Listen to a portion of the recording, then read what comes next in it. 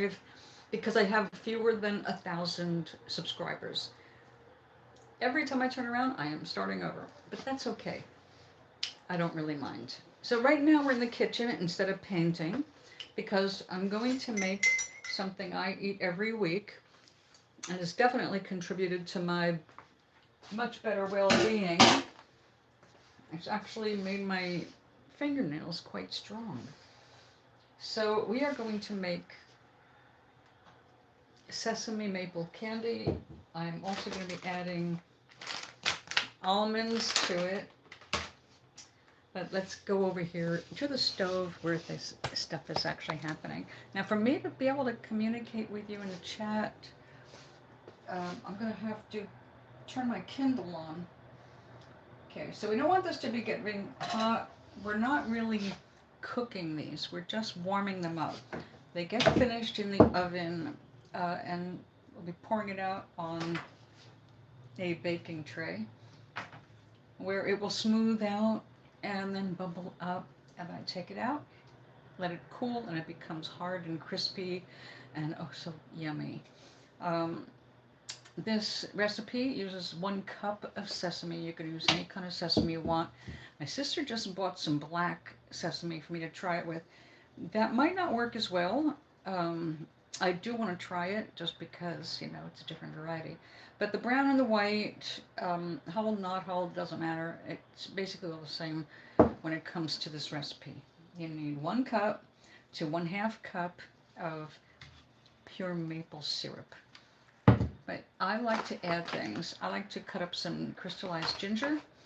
I also will be adding the sliced almonds. And we're going to just put it all out here while this is warming up.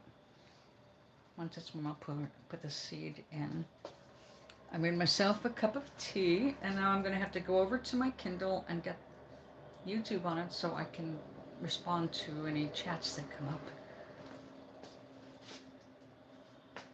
I was actually playing SimCity while I was organizing other stuff because it's my favorite game. But what I came looking for was a Dracula's Castle because that's so fun. And it's the season. But I'll have to come back to that later because we need YouTube. Come here, YouTube. Meantime, I will move this tea over where I can reach it, but not in the way of the breeze that we're getting. We have a nice cool breeze. Oh, and this is my baby celery. When I have a few roots on it, I'll be putting this in soil, and we will be growing stalks of celery. I've already got one I've been cutting celery stalks from in dirt on my windowsill on the other side of the house, apartment. I want to get another one going. Okay, I can feel it's a little warm, so let's go ahead and pour the seed in. Into this, I will measure this. So I'm going to use 1 cup. I'm going to add a little bit extra because I'm adding probably about 1/2 cup of sliced almonds. Now I eat this all week. We have 2/3 of a cup. This will go in after this is nice and hot. These are delicate. Well, hello, Jamie Lambert. So what I do with this, because we don't need to double cook them, I'm just going to lay them out on my tray, and I'll pour the hot mixture over it. When it goes in the oven, it's going to get toasty. So let's see if I can here. Go to my channel. Go to live.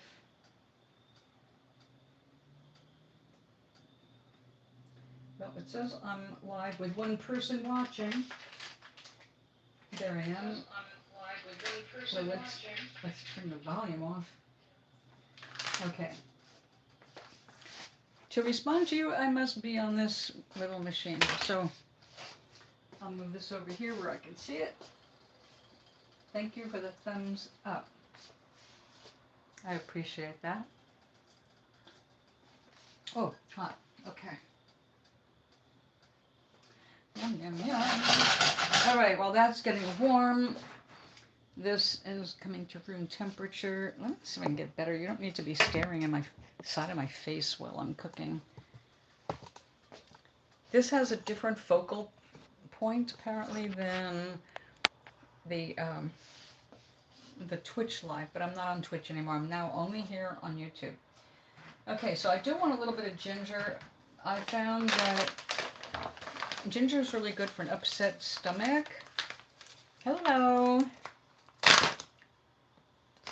Well, right, what that is, I am preparing one of my favorite treats. And I've been making this for a couple of months now, and I noticed that the addition to my diet has made my fingernails super strong. And I like that.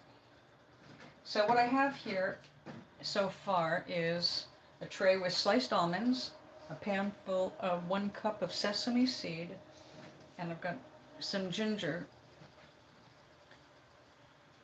Starring Gina! Oh, aren't you sweet? It has been years, hasn't it? How are you? I didn't know I was ever going to go live on YouTube. I was actually trying to set it up so I could do, stream simultaneously. But then I decided I didn't want to work for Twitch, the owners. So I thought that this would be the lesser of 2 evils, if you know what I mean. We are celebrating, actually this year, in August, the show under various names turned 18. So we've been, 18 years since Blog TV, which is pretty extraordinary, I guess, for someone who's not famous. I have avoided fame very well in my life. Well, I come here all the time to catch my late night comedy stuff because I don't have a television. And I did subscribe to Netflix for Wednesday. But I come here for the comedy and also for the music. And I don't know where you are, but I came across a video here that I cannot get enough of just because it's an AI satirical song from Rotten Tomatoes, or not Rotten Tomatoes, Scary Ketchup, I think that's it. I never remember these names, but they did one. It's an AI Taylor Swift. If you look it up as Release the Files music, it'll show you that video. It's a very well done video. It's very funny. But the song itself that they wrote is really catchy. And they use Taylor's, her vocal algorithms for this. So I've been listening to that, I don't know, I've probably listened to it 10 times since I discovered it. But that's because I just love the song. I don't stand there and watch the video every time. So, let's see. What you have missed is I went more into painting after I relocated. But I relocated many times since I last saw you. Got divorced. I am very happy. Almost 22 years with Mr. Microwave. So, I am really happy now. I have a wonderful apartment, and although I'm still poor, yes, I actually had my first gallery show. I mean, a gallery full of just my work when I turned 70. It was great. It was great. I even have the card from the show. I had posters and cards. In Norwich, Connecticut, it was a small gallery, but it's been around for 14 years. And I showed the owner some of my work on my phone, and I got invited. And then I did get invited back for the following year, and I said, okay, yeah, reserve that.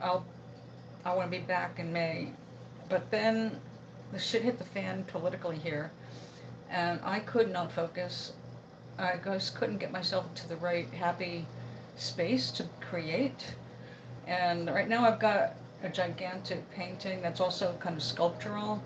Um, I love what I'm doing, but I'm not working on it right now because I'm writing my third No Maris book. And with that, I'm writing the glossary for all 3 books. And I decided after all of the nagging from people over these years to finally write a bit of an autobiographical book on my spiritual experiences since I was a little girl. And I'm trying to I never wanted to do it because it wasn't about the spiritual stuff. I didn't want it to be putting attention on me as the person, you know. But to explain how some of these things came about, I would have to explain some of the stuff from my personal life. And a lot of things happened after bad things happened, and I didn't want to associate spiritual events with negativity, lest people believe that something really bad has to happen for God to come and talk to them. It's like, no, you're in touch all the time, and I've had wonderful experiences. So I decided finally try to keep the ego out of it, because it's not about me, it's about everybody. And what I want to say is that everything I experienced is real, and when people have these same experiences, I want them to know they're not alone, that it's not something they're inventing, they're not crazy, that spirit is with us, through us, all of us, every single one of us. Whether we like that or not, it is never something that we're cut loose from. It's part of us. So, everything is spiritual. People just make the mistake of attaching beliefs to what we are, and that kind of delays understandings a bit. But anyway, aside from all that, I figured this will probably be the last books I ever write, given my current state.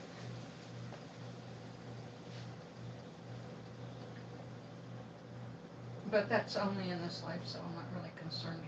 But I do want to try and get those done before I go any further. Oh yeah, so anyway, I backed out of that last show because I just could not put all that energy in. Also, it's not cheap to do a show. To do a show, you have to have everything framed, and there are no such thing as cheap frames. Or at least, nothing is cheap when you're poor. Unless someone was going to appear out of the blue and say, I'll sponsor you and I'll pay to have everything framed and take a gamble on you, and no one's going to just come out of the blue with that. Not in a small town. Okay, so now we've got the maple syrup warming up.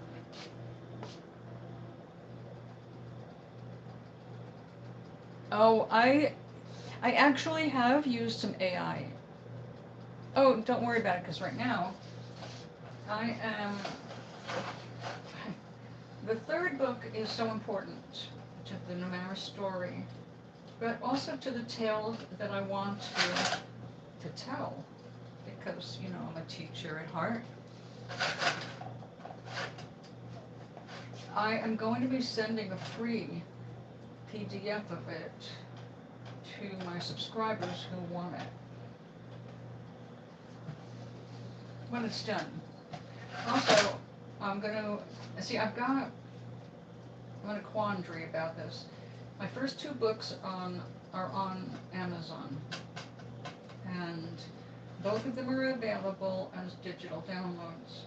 The problem is that if I take them off the market from Amazon, which is something I plan on doing, the problem is anybody who bought a digital copy won't be able to access it.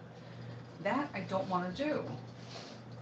So I figured, well, you know what? I've got to find a way around it. I don't want to sell any more of my books on Amazon because I don't want to support Amazon. The way they treat their people should be illegal. That's why he spent so much money making sure this president got elected. The criminals are all sticking together, and I didn't want to support every one of these criminals. There's always going to be somebody, but I had to limit it for my own sanity. So, when I'm ready, I'm going to pull them from, I'm pulling them from Amazon and appealing to making a deal with Barnes & Noble. They have a self-publishing line. They have to read the manuscript, but I want to bring over the first 2 books and do the trilogy through them. But that's for later. First, let's get the book written. So that's what I'm working on, that and the glossary for all 3 books. So I already had a glossary for the first book, which I was mailing out, emailing to people. But now, even if you had a copy, you wouldn't be able to read it without a good translator of old Word programs. So now I'm doing everything in Google Docs. Yeah, you got it. We're on the same page. But the thing is, if you keep focusing on that, that's not going to help move forward. At the same time we're witnessing that, there is the exact opposite. There is wonderful, wonderful stuff happening. And you have to be awake for that. And knowing how to use your energy. Learning how to use your energy right now, this is the time. This is the time. Some people are not going to learn. They're going to be like, the unenlightened, the Nazis of the world. They're not moving forward, and we're not going to be moving forward with them. So that's what they're talking about, the big split in energy.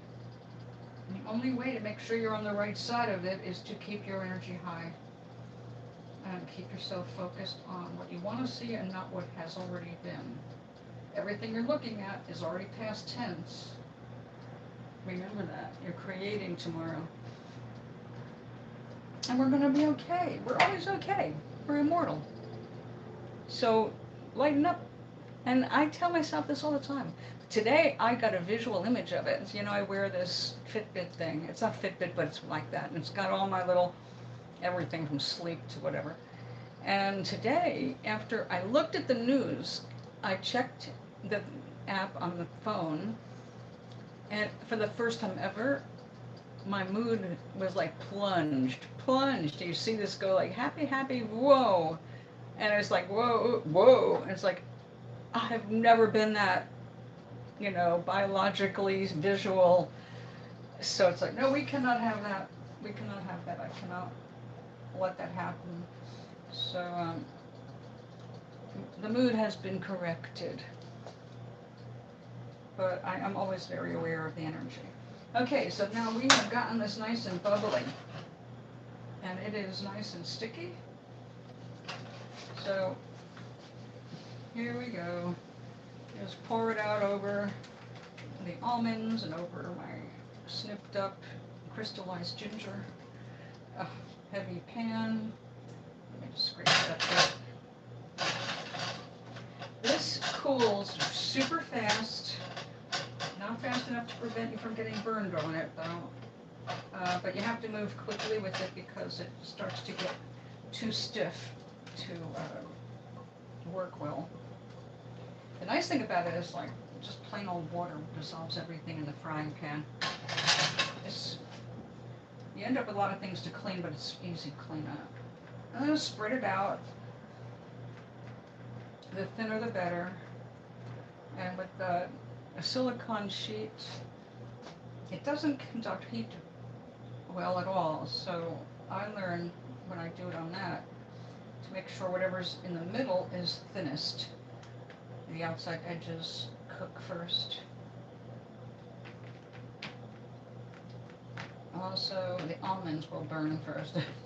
We don't want that to happen either, so I'm just going to move that up a little bit.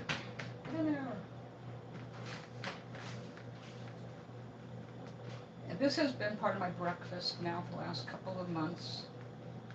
And I was saying earlier, this stuff is the only major change I've made in my diet. And my fingernails, which have been weakened by my medicine, are amazingly strong right now. And I'm hoping that this is an indication of seeing improvements to my osteoporosis.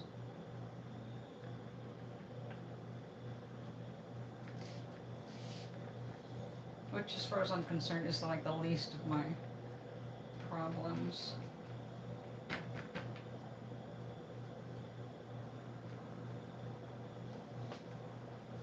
After I get this kind of spread out, it goes in the oven. And the oven will help it spread out further because it'll heat everything back up, liquefy the maple syrup, and get nice and toasty and yummy. It's so fun to peel off the silicone after it's cooled.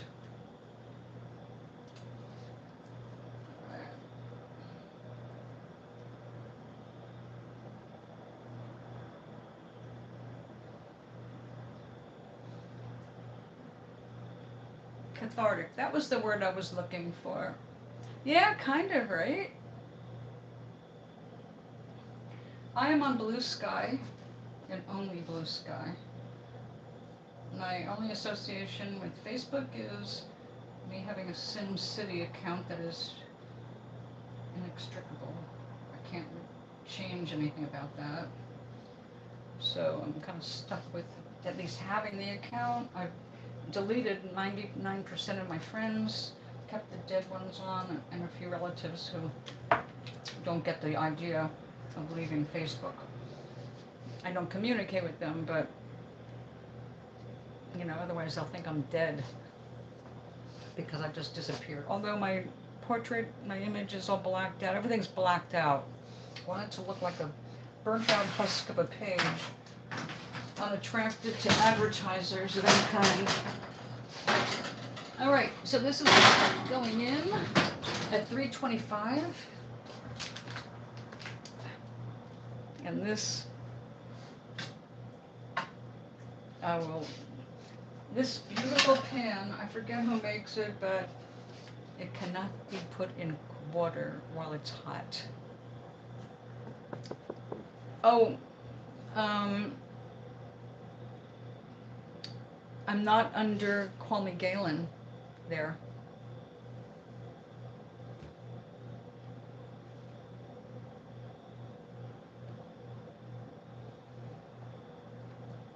I use a character from Nomaris. Well, the Galen is a character from Nomaris.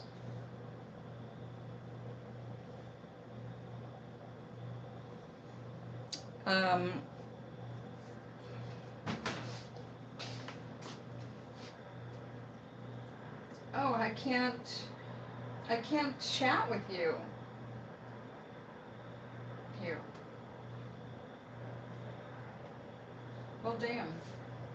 I guess until I have 1,000 subscribers here, I have limited video, live video stuff. Look under Grin. Grin. And you'll see me on my throne if you have the right one.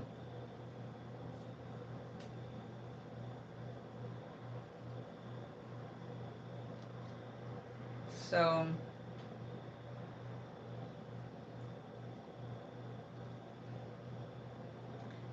are you going to be out on Saturday? I will be demonstrating on Saturday for the No Kings. I'll be there. I'd say more, but that's, you know, all of my stuff is there, including some art, but mostly it is keeping track of democracy. So it's my democracy network. Like here, Midas Touch Network. I highly recommend Midas Touch.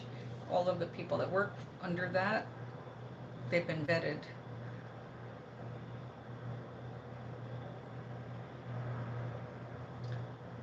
So has my ex-husband in LA. My first ex-husband, not the asshole.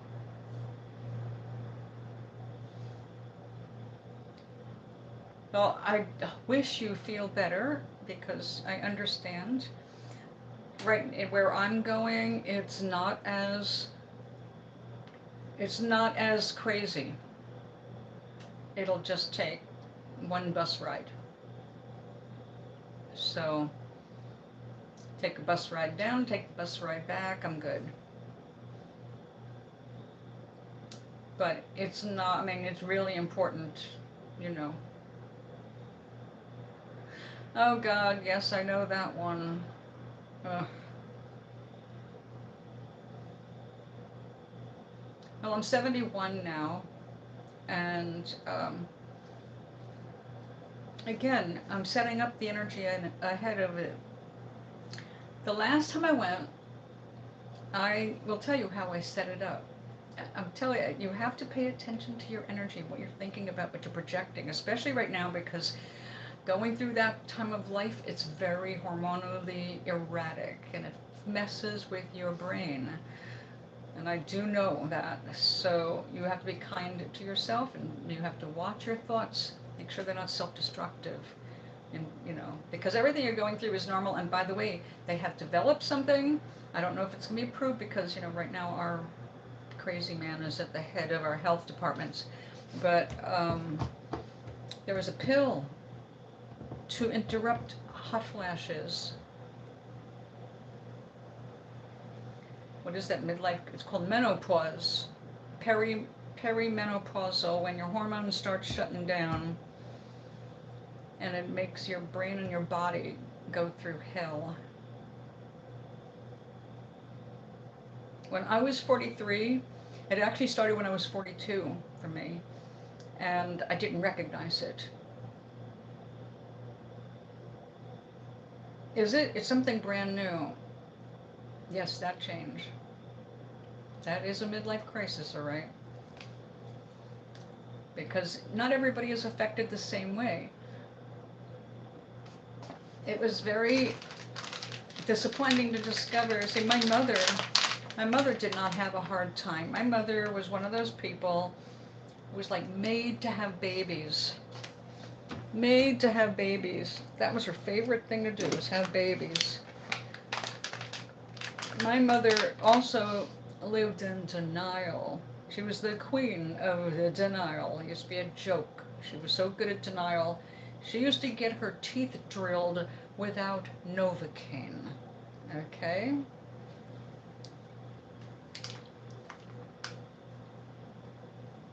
Yes, yes. Looking back, yes, things change, definitely. Women they come into themselves, especially if they're alone.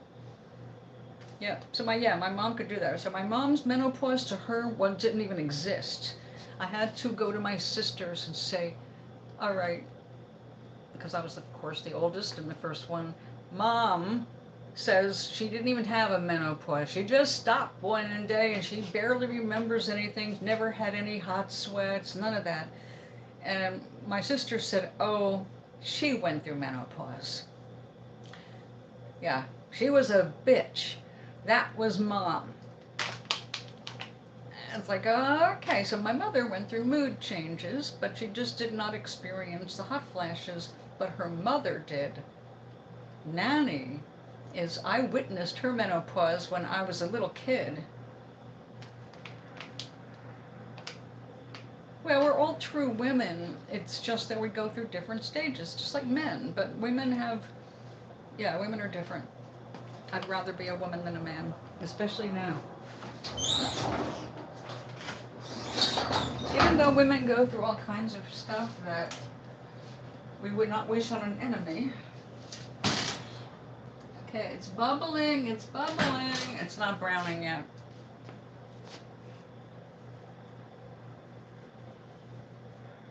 Oh, I don't know. It depends on where you're at. I'm surrounded by older women. We all play. Not every old woman gets wise with age. Some people don't change from what they were. Some people are sleepwalking and they're going to sleepwalk right to the end, and they're fine with that. Other people are way more aware. But when I was started at that, I went 43. When I was 42, I thought I was 43. When people said, "How old are you?" I thought I was 43. And I would say I was 43. When I turned 43, I was actually 43. When I turned 44, in my head, I was still 43. So I was 43 for 3 years. And that's how I discovered I had perimenopausal symptoms and went to the doctor and had my hormones tested.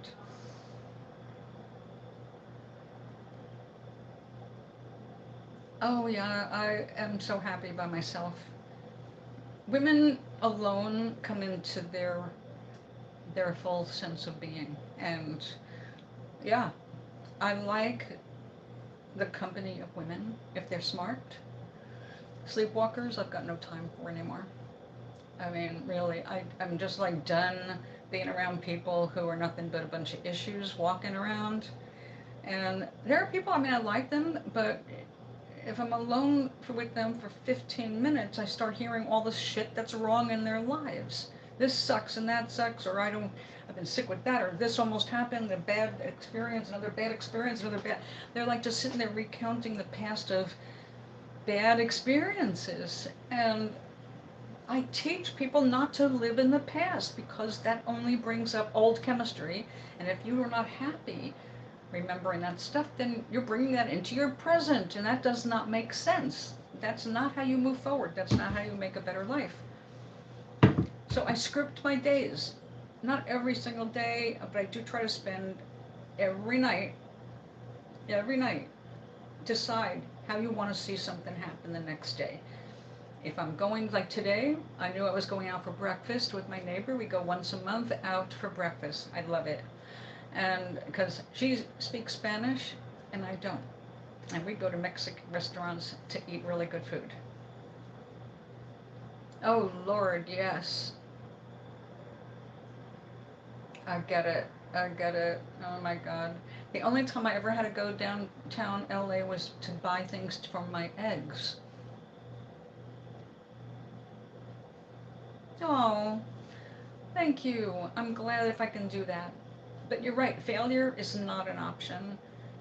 But when I was ready to go out today, I already said, all right, I want to make sure my friend has a good parking space wherever we land. I knew it was going to be one of two restaurants, but I just said, all right, I don't know where we're going to go, but she needs a good parking space because, boy, she is a slow driver. I mean, slow. I mean, exactly on the speed limit. Okay, not like under it. She does try to keep up, but it's an insurance thing. She's driving around with a little box that says to her insurance company where she is at all times because she wants to keep a low rate. But it's slow.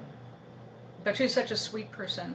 Anyway, sure enough, we get to where we want to go. Perfect spot for her. It's like, all right, thank you, universe. I do that. I want to go out. I want to meet somebody. I want to laugh. I want a good conversation. Well, see, that's what I did for the going to. I always assume I'm going to be safe. All right. I assume my safety. It matters. So it doesn't matter where I go. I'm going to be safe. Right? So when I went to the No Kings rally last time, it was raining, but I put my sign on my umbrella. I have a sun umbrella that's black on the outside, and the inside is blue sky with white clouds. So on the outside, I had all my signage with acrylic paint, and I've got to just do some touch-ups before this Saturday. But I said something very clear. I said, all right, universe, I'm going to be going downtown. I know where the bus is going to let me off. There's a coffee shop around the corner, so I want to meet somebody just for conversation. I want to meet a man with a dog. All right, nice man with a dog, somebody interesting to talk with.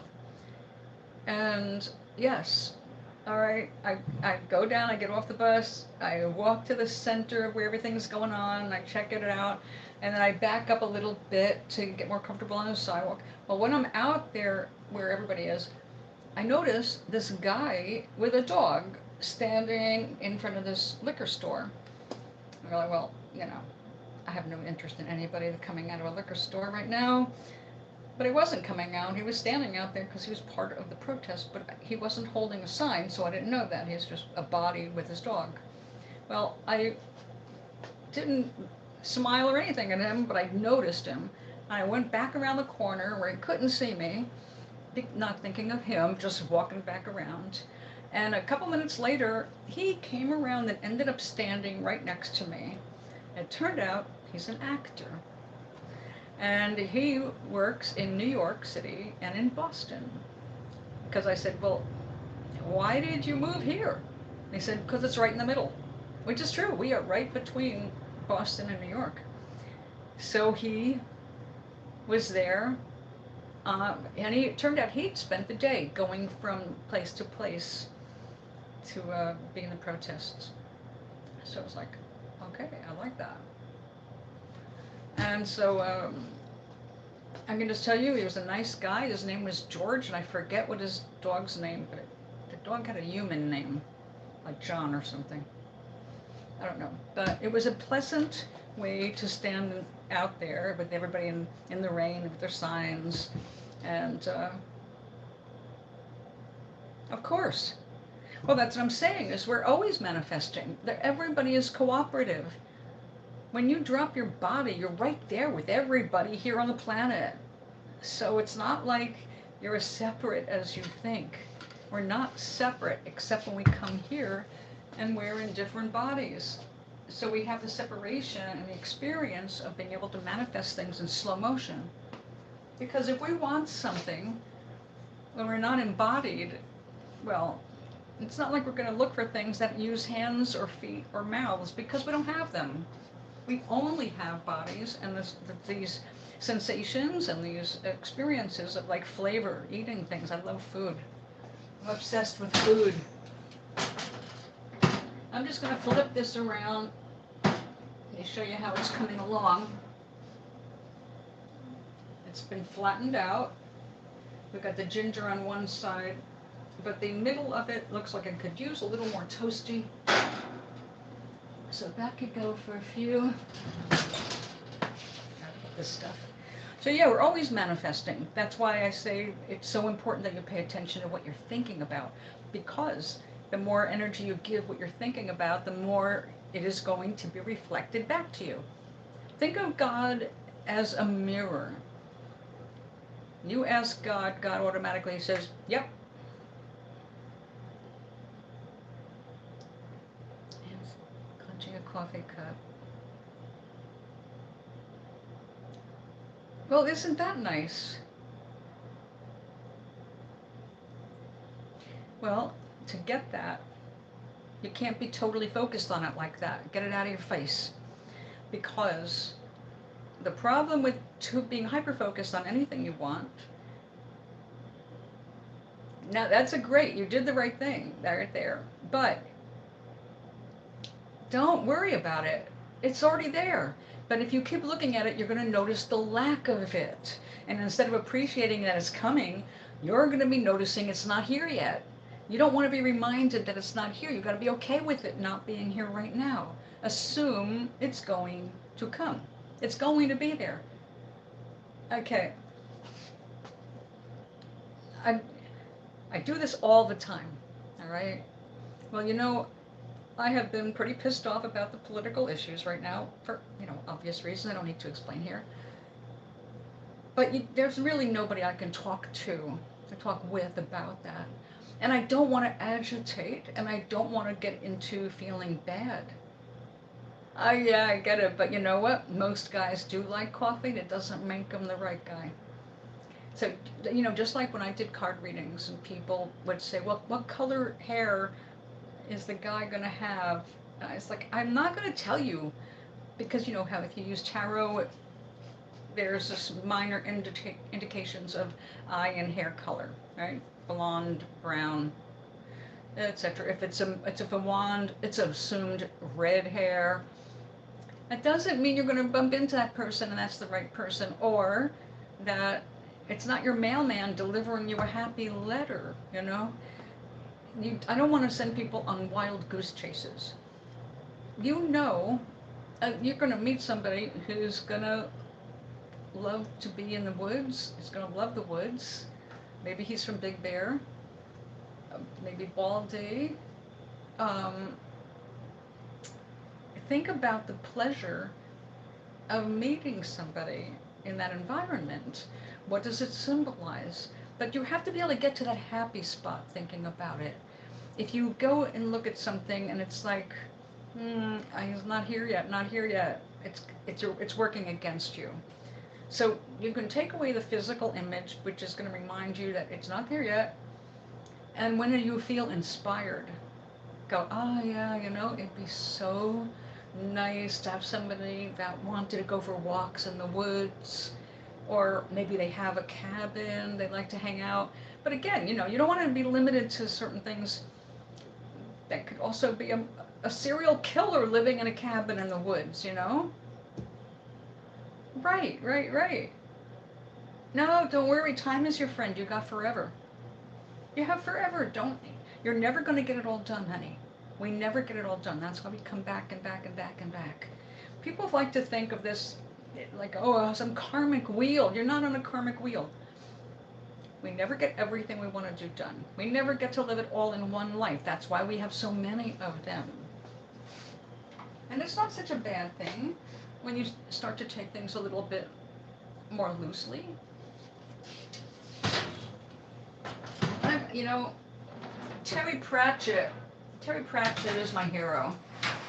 I loved Terry Pratchett's books. He was extremely inspiring to me, and luckily I discovered him after I already wrote the first Omaris book, so I did not have to look and go, oh my God, you stole stuff from Good Omens, or you stole stuff from any of his wonderful magical books. But we have forever. He wrote 43 books. His 43rd book came out. It was his last book. He had Alzheimer's, and his daughter had to help him finish it. He published his last book when my first book hit the market. Because, I mean, I wrote it, but it didn't get published for years. So the thing that was so cool that associated me with him personally, that was for me, like heaven saying, you are blessed. In England, where my book was sold, not here in this country very much, but mostly overseas because of shitty publisher, my book went to Tesco, which is like Walmart in England, and it was on the bookshelf next to his last book. So The Edge of Remembering was right there on the bookshelf with Thud. And a friend of mine in England took a picture of our books on the bookshelf. I don't have it anymore, but to know that that book and more, his book was called Thud, and there is a page in my first book where Sinthargus, the dragon who's gone a little nuts, is dropping marine batteries, and it goes thud, thud, thud, thud. And it is a significant moment in that story. And there's a book that's called Thud. So it was just so much that was, I felt that connection of how wrapped up in the world what we really are, because we're so wrapped up with each other, and you don't realize it until you see it. But that's what I'm saying is create your future. Consciously tonight, when you go to sleep, think about what you'd like to bump into tomorrow. All right? What would you like to see happen? And see what's the first stuff that pops in your head. It might be something like, somebody's going to give me a cup of coffee, or someone's going to offer to do this for me. Think of, and you don't have to know the person, you don't have to don't make it so specific. Just like when I go out and I say I want a good conversation, or I want someone to invite me to coffee, which, by the way, that happened again with a different person. Cute. A cute person. Which is nice. But It just happened to be somebody who was interested in talking about politics the way I was, and he asked me, "Would you like to go out to have coffee sometime and talk because nobody else understands what's going on?" I said, "I would love that." And we exchanged phone numbers. It'll be 6 weeks before I get a cup of coffee because he's working overtime.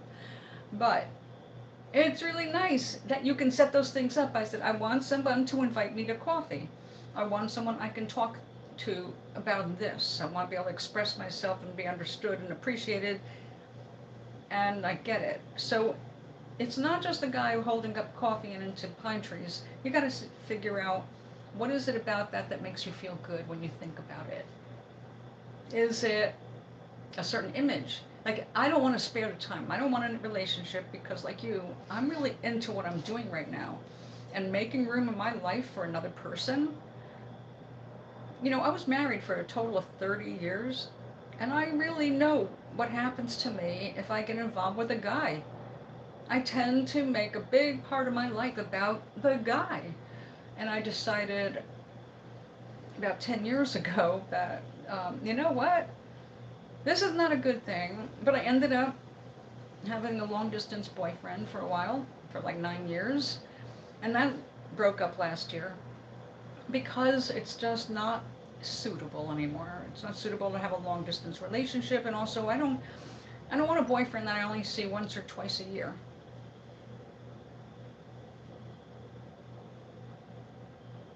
Oh, I am glad that you can get anything from my experiences. That's why I am writing the third book of my experiences so people can see they're not alone. And this is how you work to make things different. Oh, no, no, no. I didn't have an artsy boyfriend living with me. I was married to an artist for 30 years, 22 years. But then after that, my mod from Blog TV and I got together.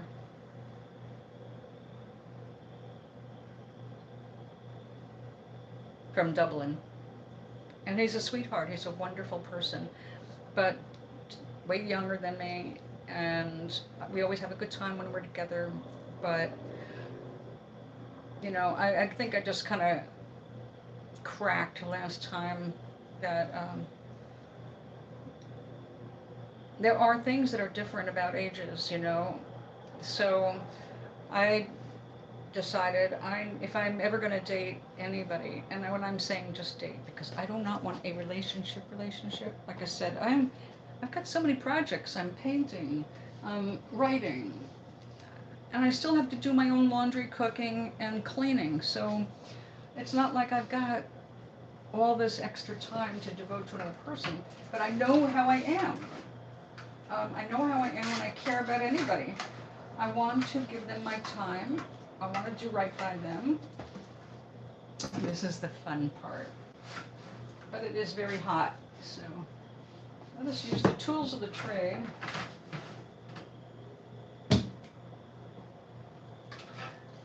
Take that off there.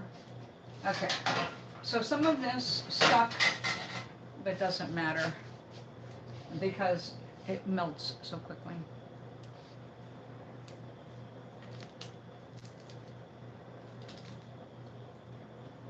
When you're a young woman,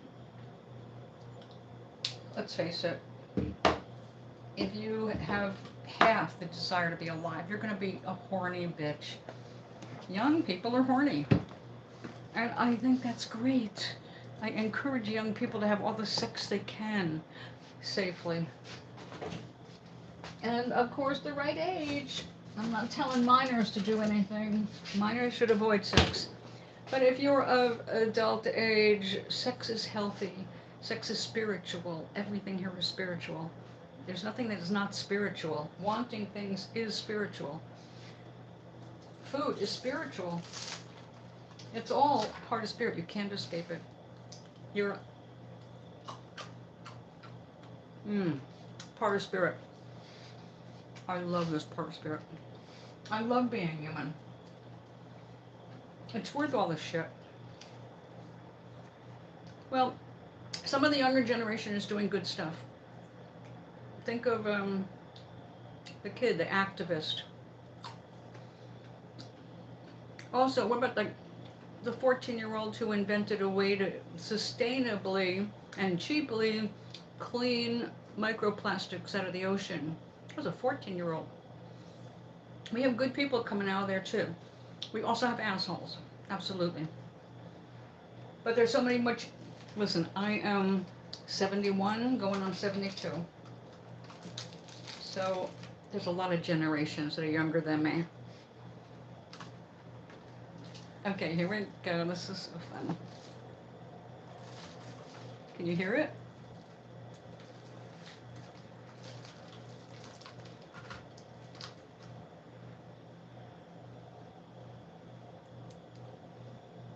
It's like a granola.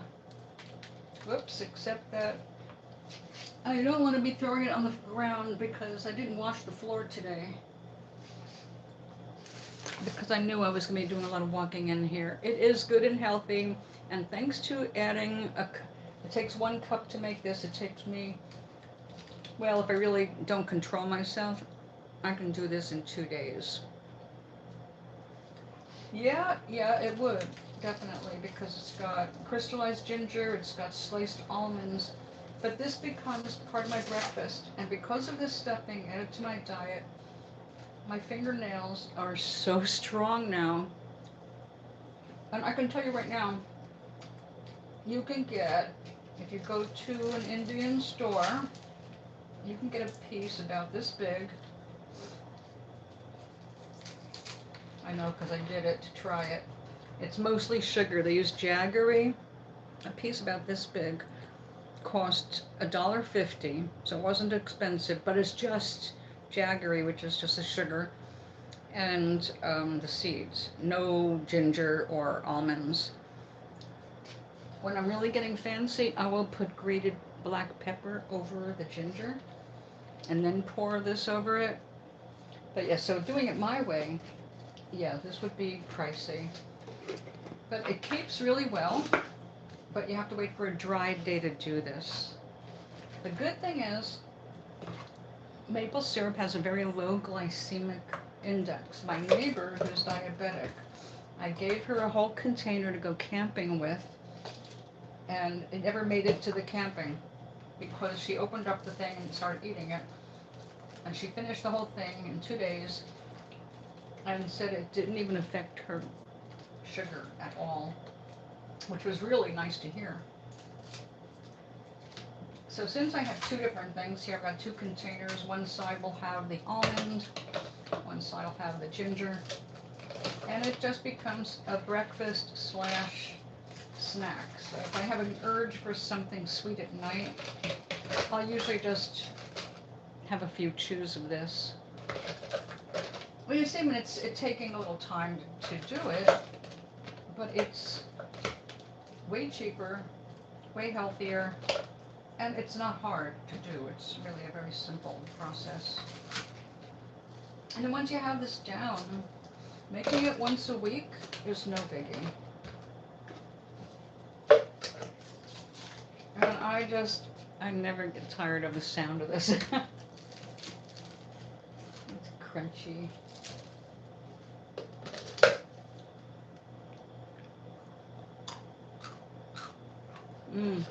Oh my goodness.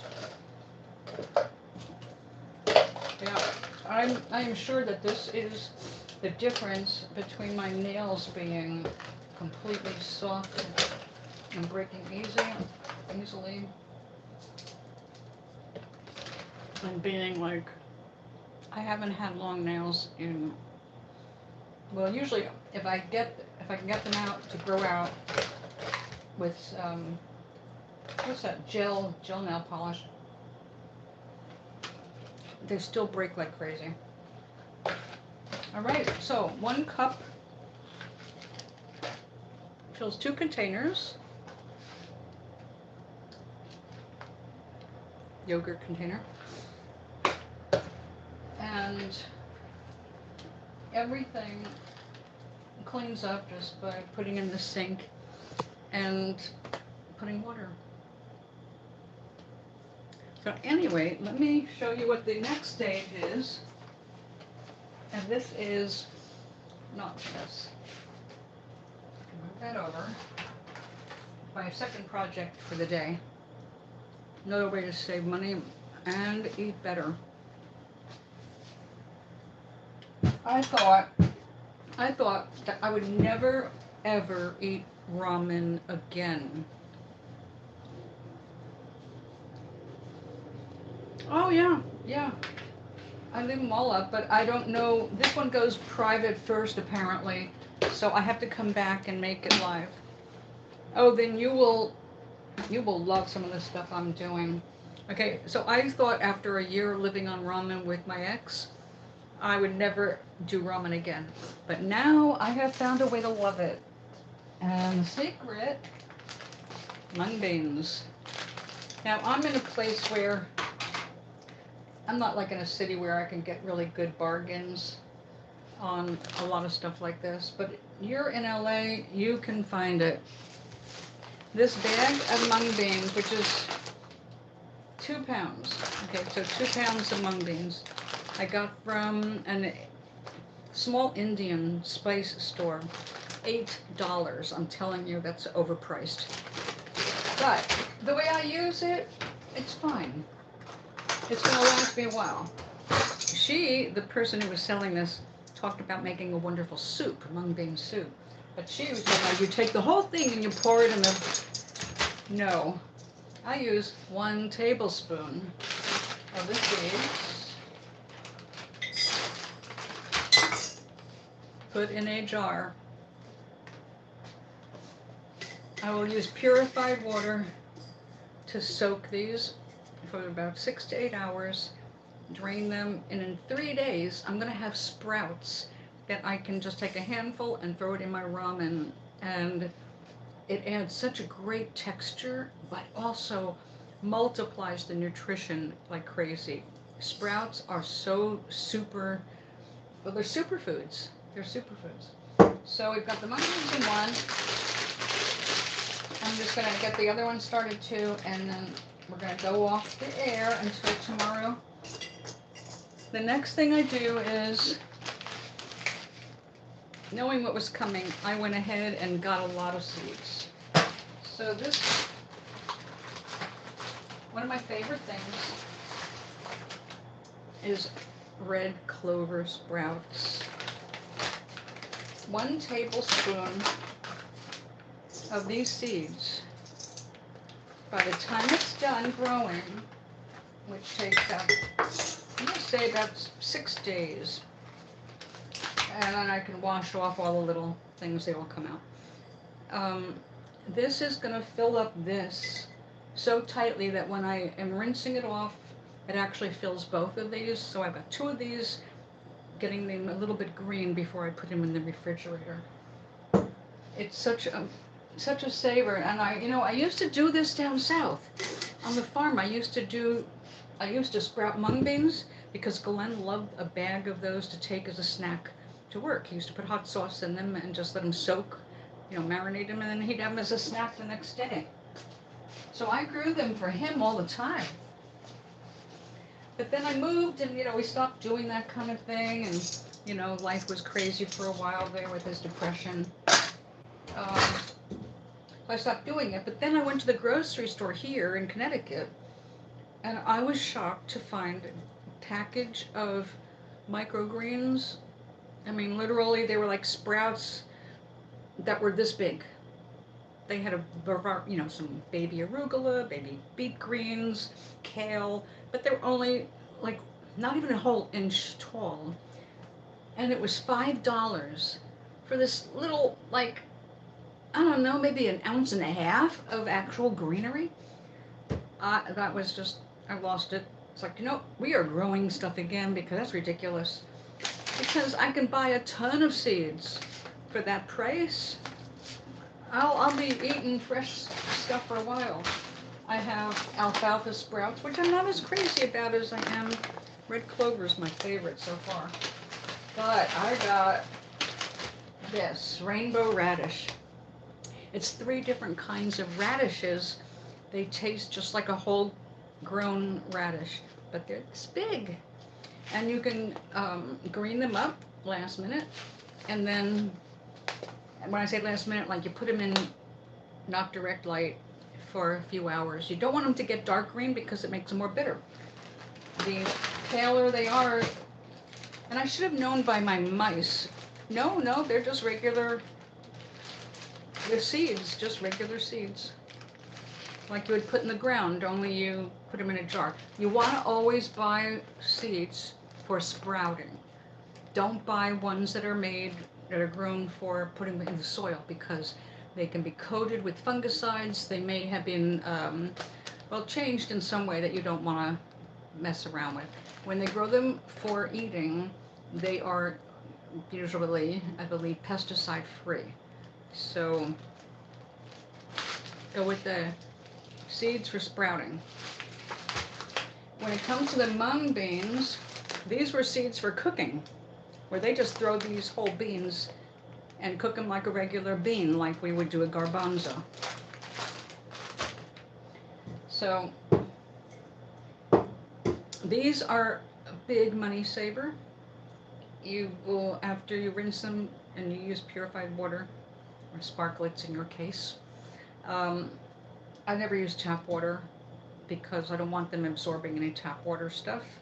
So they always taste nice and sweet and fresh. When I had mice as pets, I used to grow mung beans for them. Oh yeah, I used to grow these. They loved mung beans, but I noticed, because I would grow them in water, so I'd have the long root, and when they had their two big green leaves, I would feed them to my mice. And I noticed they always ate them the same way. They turned them upside down and started on the root end. And they didn't even always eat the green leaves.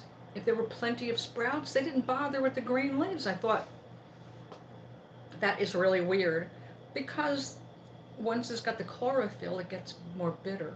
So they eat the sweet parts first. So that's why you don't want to get these bright green in the sun. You just want them to get a little green, or you can just leave them yellow. You don't have to expose them to sunlight.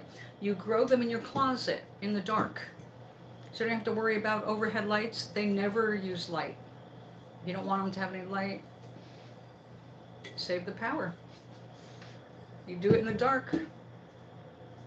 So I keep for me, just by myself, 2 of these is enough. I don't know, maybe one day I'll get a third. But I just keep this little tray, put a little flat sponge, like the ones that are like paper towels. And when I'm draining these, I drain them upside down, and they're side by side. When they green up, they're on the other side like that. It works great. So I just move them in and out of the closet. That catches any potential drips.